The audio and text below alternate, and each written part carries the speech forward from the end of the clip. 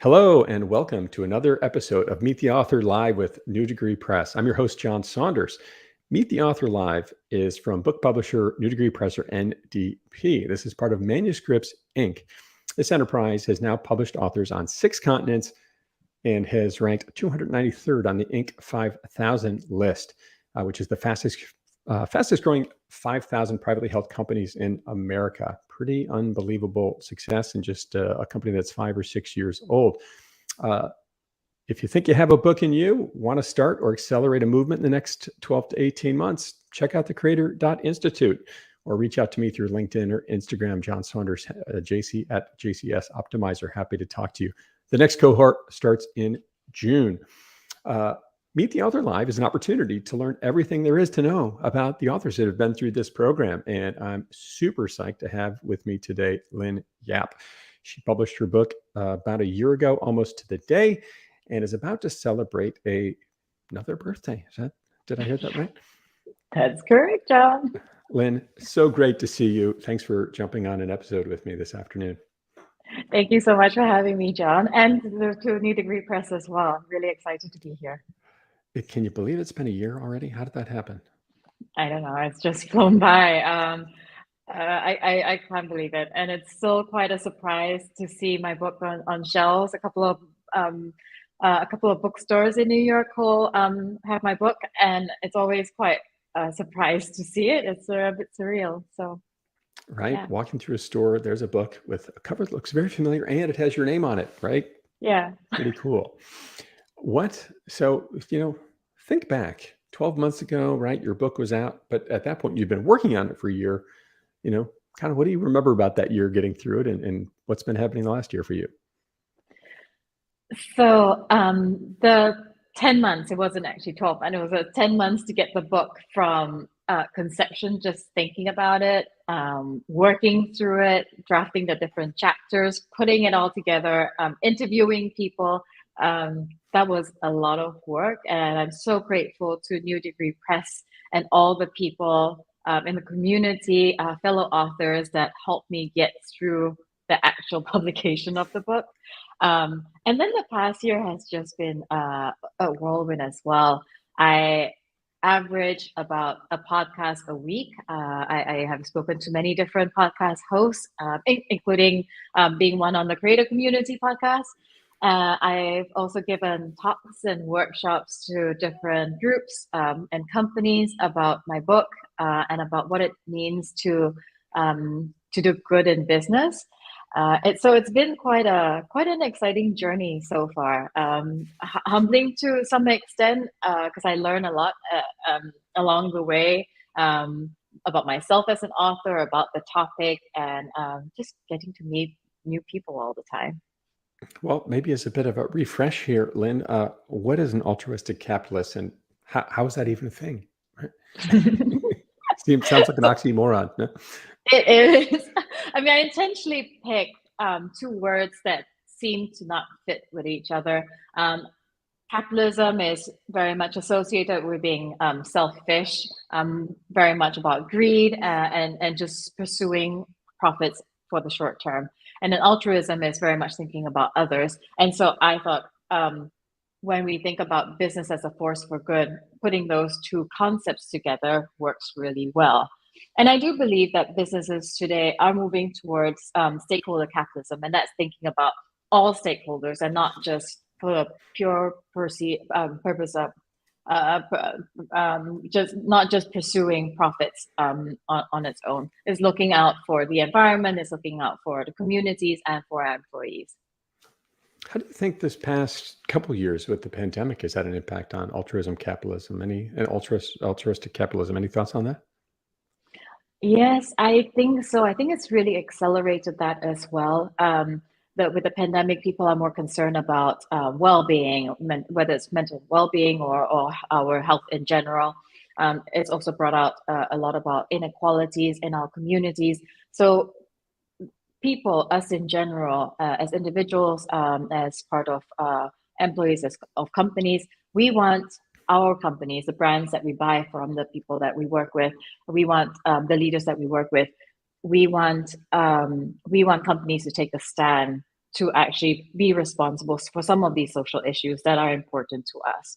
And so I think that's accelerated a little bit. The other thing that I've seen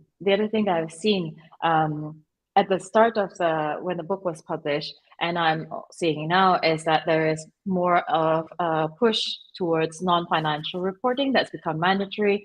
For instance, the SEC came out about a month ago with climate reporting framework, and I think more of that is going to come down the pipeline. What does it mean for companies then to get ready their whole data organization, to get ready the data that's needed in order to publish non-financial metrics?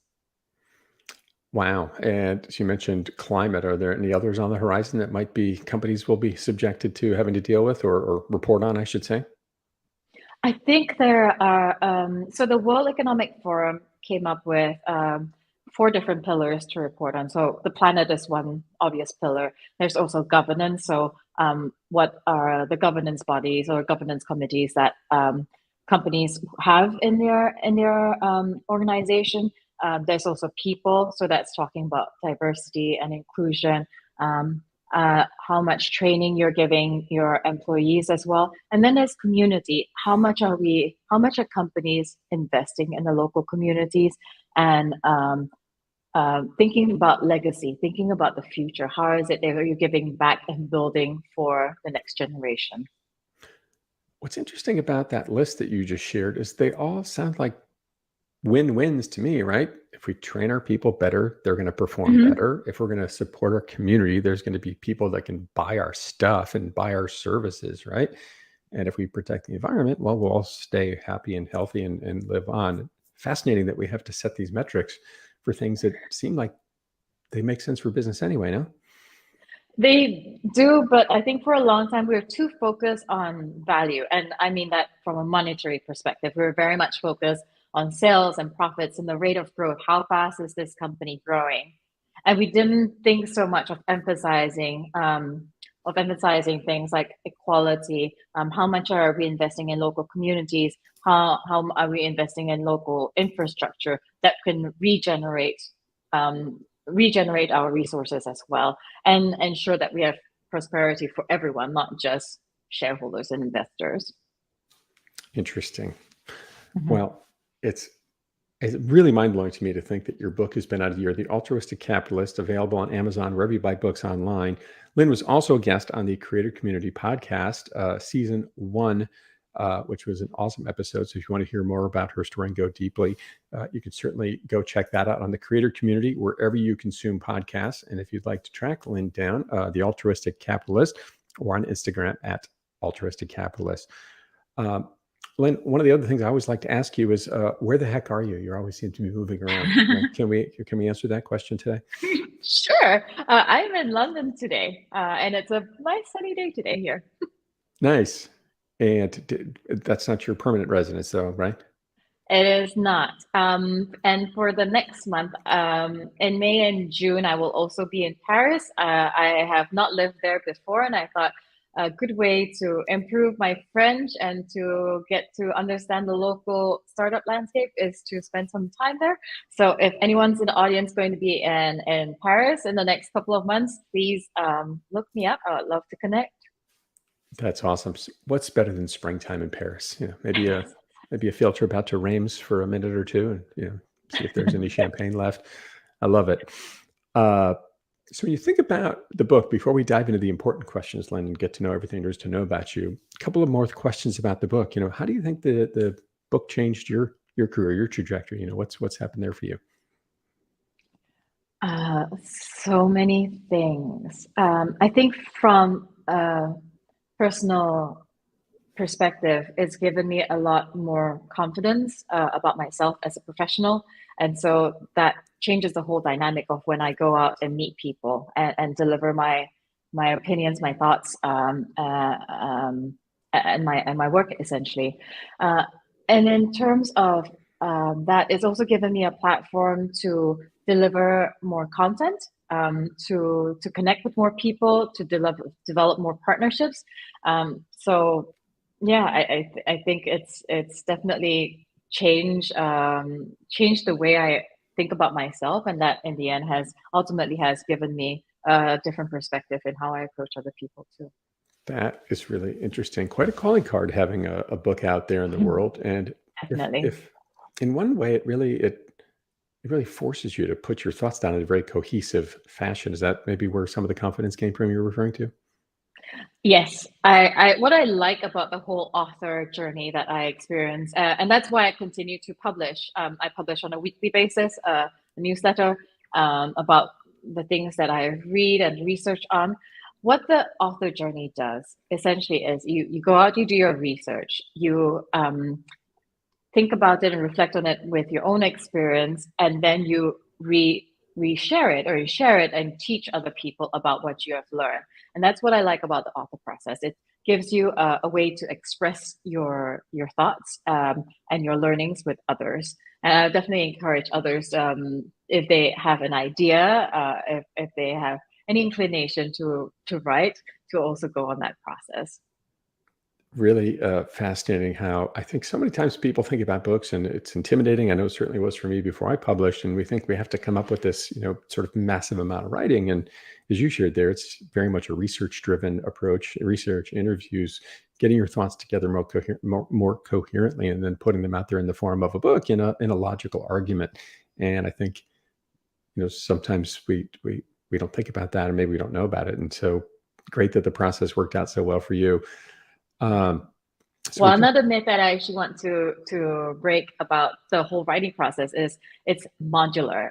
What I learned during my author journey, I had written chapters in different, and not in a linear form, not from A to Z. So I had written different parts of the book depending on who I was interviewing, and they kind of moved around as I progressed, to make it into a more cohesive arc throughout the book. But it wasn't like I decided, okay, this is going to progress from this to this and then to this. I'd written them in different modules, and then I moved them around as I was headed towards the final editing process. Right. It just, you don't start and write this sort of chronological story. It comes together as you create stories, figure out the key themes that really are evolving as you research and interview and learn, and make them go.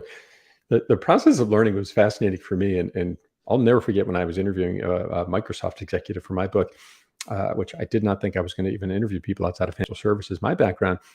And I asked this simple question. My book's about leading change and driving innovation. I said, how do you think about innovation? And he said, innovation is optimization. And I said, what are you talking about? And I didn't get it at all. And after about 3 minutes of discussing it, I realized, wow, this person finally gave me the word about how I've thought about things my entire life. I just never came up with this word for some reason. And sure enough, that was the title of my book. That I changed it. I changed it after that interview, which was, I never would have guessed I would have done that. So a year into it, podcast journey. I know I feel like every time I go on social media, you're posting other podcasts you've been on out there. It's been unbelievable. So what a great journey. Anything that we didn't get to, Lynn, before we jump into the rapid fire questions? Not that I can think of, but you can surprise me midway. I'll try. So Lynn Yap, author of Altruistic Capitalist, former attorney and Wall Street investment banker, here to meet the author live. We're at her 1-year anniversary and just about her birthday here, a couple of days away. Now we're going to go through the fun questions and learn everything there is to know about you, Lynn. These are the important things. So first, what I'd like to find out is, what is your favorite sandwich? I think that's, people want to know. Grilled cheese. Oh, so simple, but so good. I am. Yeah. Right? Favorite color? Oh, a little bit more complicated. I'm going to say Bordeaux. Bordeaux. Well, headed to France. I like that. Little signaling there. Bordeaux. Favorite or most memorable vacation spot for you? Constantly evolving, isn't it? Yeah. I want to say when I was in Positano, and I was there when I was in college. So a long time ago, when it was still affordable for a college student. The memory I have of Positano is when I observed this man who was hand making a shoe, and life just seemed so simple. It looked like he had lived there all his life, and that all his friends and family were with him, and it seemed like such a great community. And I And I thought how wonderful that was. Amazing. I mean, that's the sort of northern. Is that the? Oh my gosh, what's the name for It's it? in the South. Positano. Positano, yeah. I'm thinking of something else. My mistake. What a great story. What scariest animal, Lynn? What animal scares you when you see it, or even think about Oh, spiders, snakes, it? crocodiles. You might not enjoy all the Discovery and National Geographic specials my son and I like to watch. T-Rex. Better fruit, Lynn, apples or bananas? Apples. Good call. You made the right call. Favorite movie? What have you got there? Oh, that one's tough because I do like movies. The one that comes to mind at the moment is Inception because I like the way Chris Nolan tells stories, complex stories. I feel like that was also the first movie that kind of took worlds and sort of turned them on their side. And now I feel like everybody's doing it. But I feel like that was the first one I can remember that really pulled that off. Does that feel right to you? Yeah. Well, the other thing I like about the movie is that depending on the mood that you're in, the ending would be different. Like what happened afterwards would be different. Interesting. I hadn't thought about that. You're deep. Like this. Favorite smell, Lynn, as we head off to Paris in the springtime? Well, the fragrance that I usually would go towards would be oud, so like a Middle Eastern, earthy, woody smell. But the last fragrance I bought is frangipani, and it's a scent that reminds me of home. There's a tree that's a frangipani tree near home where I grew up in Malaysia. So that's the last one I bought. Interesting. Last photo on your phone. So I think it's a photo of me blowing out birthday candles over the weekend. Oh, nice. It was a joint birthday party with a couple of friends. Yeah. Nothing like spreading the birthday party out over several days. Good for you. Yes. I just looked at mine because I couldn't remember, and my Eric Custer hosted his book launch last night for the Pennymores, and since my son was a beta reader, he had him on as like a special guest with a couple of the kids to kind of talk about the book a little bit. And so I took a picture of the screen to show it. That was a lot of fun. Really great event. Favorite song to sing with or without an audience, Lynn? So I sing a lot. I mean, I'm usually on my own in my office, so I sing a lot. Usually some safer song. Yeah. Adele, maybe. Adele. Adele. Yeah. Cool. What's one thing in 2022 you really need to throw out? So I'm a minimalist. I'm quite conscious of the things that I read and eat and things and I like a clear workspace. So I purge a lot. So I'm not sure if there's a lot for me to throw out in 2022. Okay. Maybe just yesterday's garbage then, Yes, exactly. What is your most audacious goal for this year, 2022? Maybe it's a second book. I'm not sure. Second or making the first one into a movie. Interesting. That would be an interesting one. A new version of Wall Street. Bring Gordon Gekko back with a new look. Oh, I like that. I bet that would make for a pretty interesting movie. Yeah. One thing I really appreciate about your book, by the way, I read it when it first came out. It's just the really, speaking of your minimalistic thought there, very clean, very minimalistic structure. And I love the way you wrap up each chapter with highlighting the key points and then putting some questions for reflection at the end. I really appreciated that about your style of writing. That was cool. Thank you, John. I mean, very well structured, very well thought out. And because it's one thing to read a chapter, read a book, but it's another thing to have, sort of 3 to 5 questions at the end to think, what was that about? How might this impact my life? How could I think about this differently? So where did you get that idea from? I'm curious. That was a good one. I think that's how we would best internalize things. And that's, from giving workshops and from just facilitating different presentations and talks, that is the best way, I think, to get people to internalize, when you get people to think and maybe discuss with someone else in the audience the content before. So that's how I would learn things better too, just reflecting on something. Well, I thought it was brilliant and really well done. So Thank not only you. giving us great content, but giving us some ways to really think about it and how it impacts or might intersect with their own lives. Mhm. Favorite person you got a quote from for your book? Any thoughts on that one? Oh, You had a number of great praise quotes on your book, as I recall. okay, I'll read from the Please cover. do. A great reminder that the business of doing good may be good for business, but doing good for the right reasons and in the right way can make a difference in the world. And that's Who's from that? Peng Lee. That's from Peng Lee. That's awesome. I mean, I'd say he summed it up pretty nicely there. As you went through your writing journey and now consider another one, what was your favorite writing location? My favorite writing location. I always wrote in my office. I do need that quiet space. But it was always on a Sunday. I always wrote on Sundays as I was writing my book out. Yeah. Nice. Most memorable moment about your author journey? What stands out to you there? The celebration of the launch with people who supported the book, family, friends, people who didn't know me before, and they just came and celebrated, and I really appreciated that.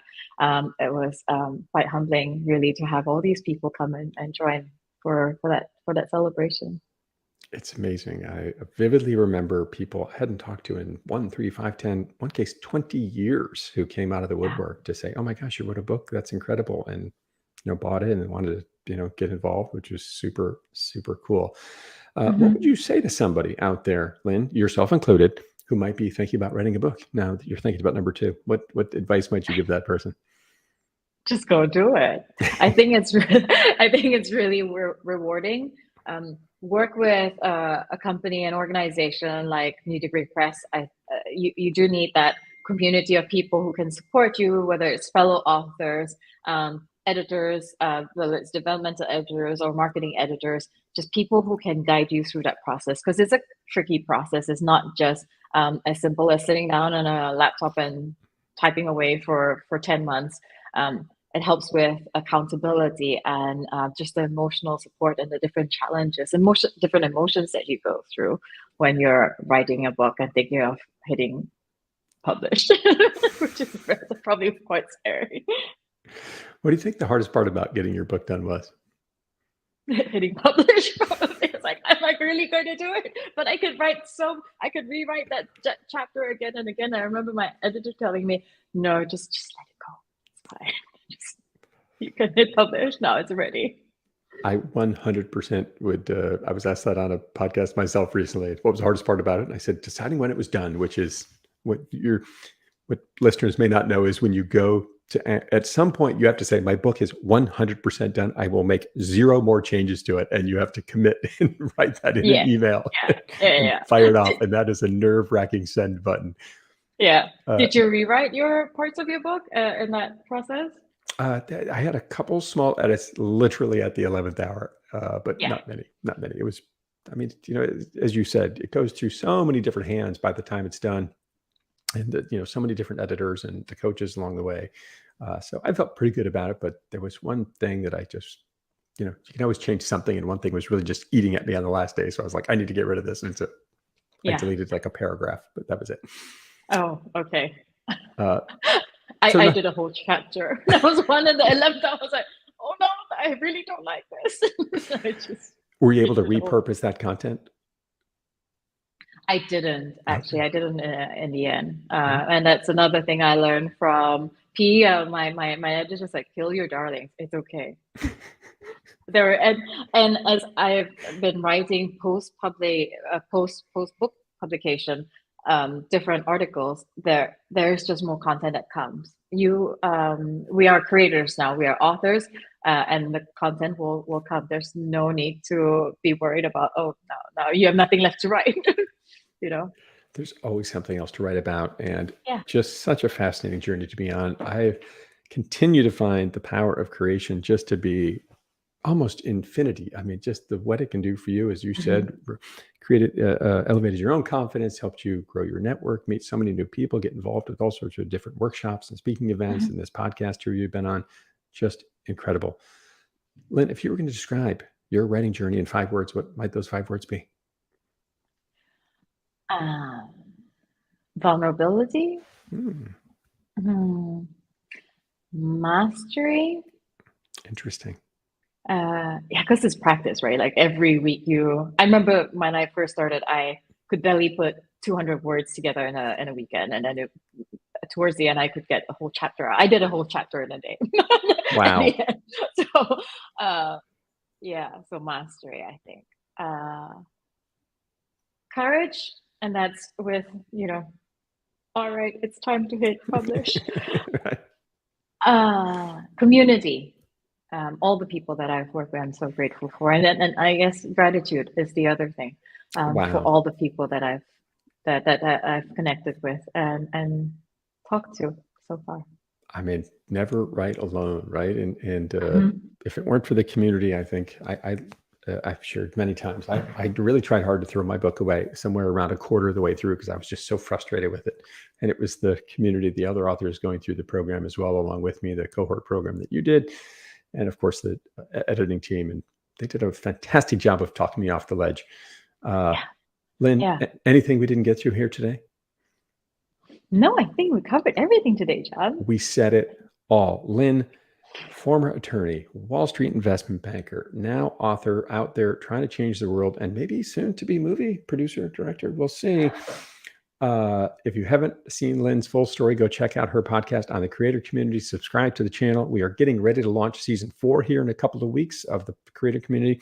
Lynn was on season 1, and her book is available wherever you buy books online. And it sounds like some bookstores around some major cities as well.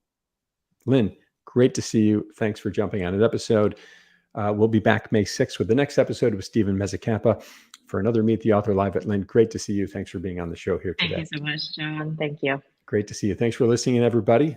I'm your host, John Saunders of the Creative Community. Keep moving forward.